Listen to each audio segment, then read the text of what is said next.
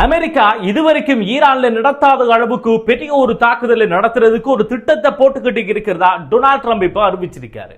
அறிவில்லாத ஆக்கிரமிப்பு வேலைகளை செய்யற அமெரிக்கா கண்ணுக்கு கண்ணுங்கிற வகையில அவங்க நடத்துற அந்த தாக்குதல்களுக்கு உரிய விலையை செலுத்த வேண்டி இருக்கும் என்று ஈரான் வெளியுறவுத்துறை அமைச்சர் அப்பாஸ் அராக்சி சொல்லியிருக்காரு. இதுக்கு பதில் கொடுக்கிற வகையில அமெரிக்காவோட வெளியுறவுத்துறை அமைச்சர் மார்க் ரூபியோ சொல்லியிருக்காருன்னா, நீங்க கண்ணுக்கு கண் எடுத்தா டொனால்ட் ட்ரம்ப் கண்ணுக்கு தலையை எடுப்பாருன்னு சொல்லியிருக்காரு. அடுத்ததா அமெரிக்கா அவங்களோட 13வது தாக்குதல் அலைய இன்றைக்கு நடத்திருக்காங்க. அதுக்கு பதிலடியையும் ஈரான் இப்ப செம்மையா கொடுத்திருக்காங்க. பலஸ்தீன் பகுதிக்குள்ள இஸ்ரேலிய ராணுவ படையின் ஆதரவோடு ஆக்கிரமிப்பு வேலைகளை செஞ்சு பலஸ்தீன் மக்களை கொன்றுகிட்டு இருந்த ஆக்கிரமிப்பாளர்களை அவங்களோட பாதுகாப்புக்கு வந்த போலீஸ் கண்ணையை பறிச்சு அந்த ஆக்கிரமிப்பாளர்களை சுட்டு தள்ளி இருக்காரு ஒரு பலஸ்தீன குடிமகன்.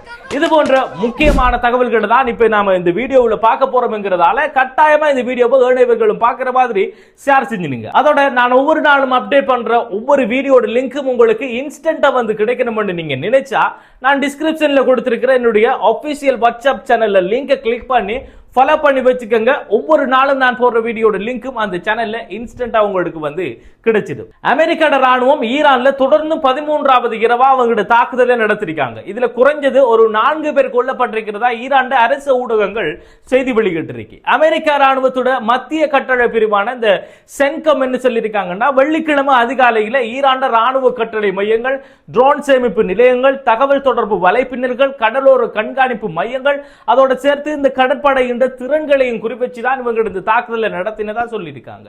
இப்ப நாம அப்படியே ஈரான் சைட்டுக்கு வந்தோம்னா, ஈரான் தென்மேற்கு மாகாணமாக இருக்கிற இந்த குசஸ்தான்ல அமெரிக்காவோட தாக்குதல்ல குறைஞ்சது ஒரு 4 பேர் உயிரிழந்திருக்கிறதா ஈரான் அதிகாரிகள் சொல்லி இருக்காங்க. அதாவது இந்த அஹ்வாஸ்ங்கிற அந்த நகரத்தை சுற்றி இருக்கிற பகுதிகளில் அமெரிக்கா நடத்தின அந்த ஏவுகணை தாக்குதல்ல தான் அந்த 4 பேரும் கொல்லப்பட்டிருக்காங்க. அதோட 5 பேர் காயமடைஞ்சிருக்காங்க. அந்த மாகாணத்தின் துணை ஆளுநர் தான் இதை நமக்கு சொல்லி இருக்கிறார். அதோட இந்த லோரஸ்தான், ஹோர்மோஸ்கான் போன்ற 6 மாகாணங்களையும் வெடிப்புகள் நடந்ததா ஈரான் ஊடகங்கள் செய்தி வெளியிட்டு இருக்காங்க.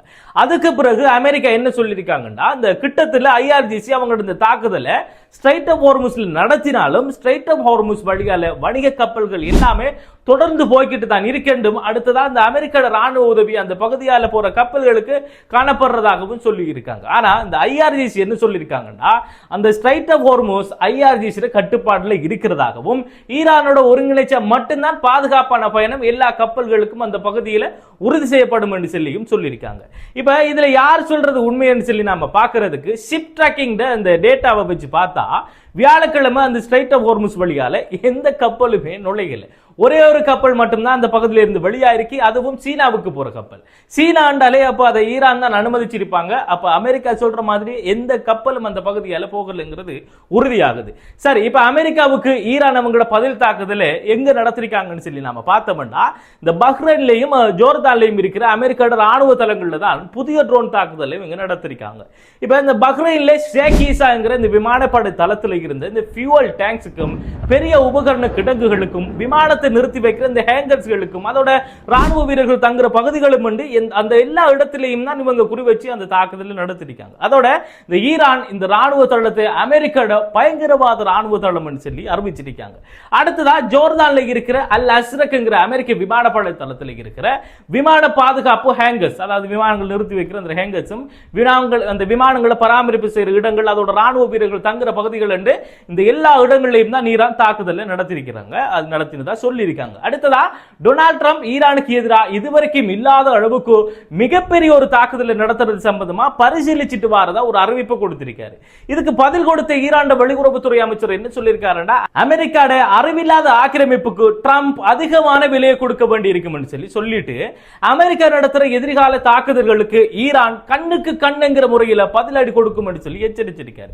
அதுக்கு பதில் சொன்ன அமெரிக்காவோட வெளியுறவுத்துறை அமைச்சர் மார்க்கோ ரூபியோ சொல்லியிருக்காருண்டா, நீங்க கண்ணுக்கு கண் எடுத்தா ட்ரம்போட அணுகுமுறை எப்படி இருக்கும்டா, கண்ணுக்கு தலை போன்றதா இருக்கும் சொல்லி இருக்காரு.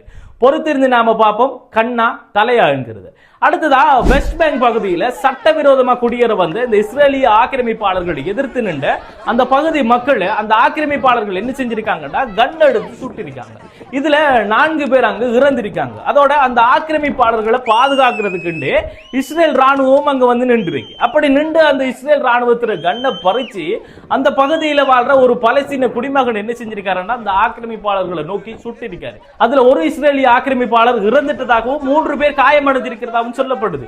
இதுல இந்த காயமடைஞ்ச இஸ்ரேலிய ஆக்கிரமிப்பாளர் இருக்காரு, அவரை கொண்டு போறதுக்கு ஹெலிகாப்டரே அந்த பக்கமா வந்திருக்கு. காயமடைஞ்ச பலஸ்தீன மக்களை ஹாஸ்பிட்டலுக்கு கொண்டு போறதுக்கு கூட விடாம தடுத்திருக்காங்க. இது சம்பந்தமா கருத்து சொன்ன நெத்தன்யாகு பலஸ்தீன மக்கள் பதில் தாக்குதல் செஞ்சது தீவிரவாத செயல் என்று சொல்லி அதுக்கு தக்க பதிலடி கொடுக்கப்படும் சொல்லியிருக்காரு. இவரை சொல்றதையெல்லாம் பார்க்கக்குள்ள ஒரு சாமானிய மனிதனுக்கு எப்படி இருக்கும்னா இவரை பிடிச்சி சாத்தி சவட்டரும் போலதான் இருக்கு. இவ்வளவும் தான் இன்றைய நாள் அமெரிக்காவுக்கும் ஈரானுக்கும் இடையில நடந்திருக்கிற போர் நிலவரங்கள் தொடர்பான புதிய செய்திகளும் மத்திய கிழக்கு நிலவரம். மேலும் இது தொடர்பான புதிய அப்டேட்டுகள் வரக்குள்ள அது எல்லாத்தையுமே தொகுத்து எடுத்து உங்களுக்கு கொண்டு வந்து சேர்க்கிறதுக்கு நான் தயாரா இருக்கிறதால மறந்து என்னுடைய இந்த ஹசன் கேலரி சேனலை கட்டாயமா சப்ஸ்கிரைப் பண்ணி வச்சுக்கோங்க. மத்திய கிழக்குல நடக்கிற ஒவ்வொரு புதிய தகவல்களையும் உங்களோட கண்ணெதிரில் கொண்டு வந்து சேர்க்கிறதுக்கு நான் கேரண்டி. அதோட என்னுடைய நான் போற ஒவ்வொரு வீடியோட லிங்க்கும் உங்களுக்கு இன்ஸ்டன்டா வந்து கிடைக்கணும் நீங்க நினைச்சுக்கிட்டா டிஸ்கிரிப்ஷன்ல நான் கொடுத்திருக்கேன் என்னுடைய ஒபிஷியல் வாட்ஸ்அப் சேனல் லிங்க் அழுத்தி அந்த சேனல்ல இணைஞ்சிக்கங்க. ஒவ்வொரு நாளும் நான் போடுற ஒவ்வொரு வீடியோட லிங்க்கும் உங்களுக்கு இன்ஸ்டன்டாவே வந்து கிடைச்சிடுங்கிறத சொல்லிட்டு இந்த வீடியோல இருந்து விடைபெறுவது அப்துல் லத்தீப் ஹசன் நிஸ்வி.